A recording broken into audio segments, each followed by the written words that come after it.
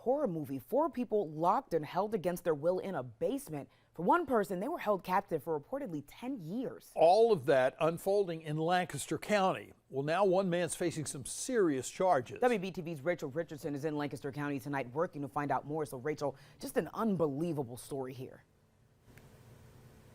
It really has been. 35-year-old Donnie Birchfield Jr. is accused of holding 4 people in his basement and using their finances for his own personal gain. He's facing 16 charges, including multiple counts of false imprisonment and multiple counts of exploitation of a vulnerable adult.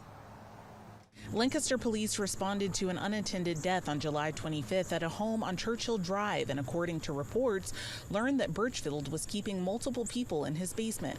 Birchfield is facing 4 counts of false imprisonment. Warrants obtained by WBTV say that he was the sole caregiver of a man and a woman and says that he denied them access to sustenance, medical needs, and communication and wouldn't allow them to leave, keeping them both in the basement.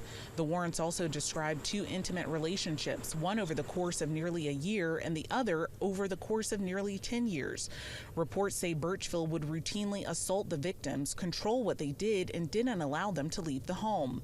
One warrant even says that Birchfield told a victim that he was, quote, going to kill her and that he, quote, knows how to get rid of a body from past experience. I reached out to Birchfield's attorney, M. Ryan Payne, who says in part, quote, my client maintains his innocence in this case.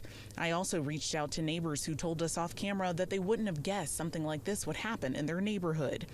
I spoke with the co-founder of the nonprofit Cleveland Missing, whose other co-founder, Gina DeJesus, was one of 3 women who survived the Ariel Castro kidnappings in Cleveland in 2013. I would rather have a neighbor be upset with me that maybe I said something that perhaps was inaccurate than what if somebody was there. She says it's important to give victims space afterwards. So really allowing people to reacclimate back into whatever life that they were taken from.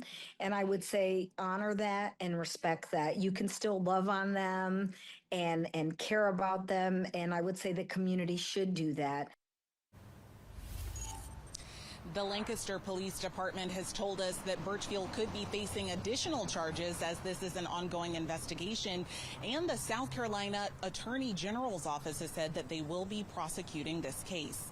In Lancaster, Rachel Richardson, WBTV, on your side.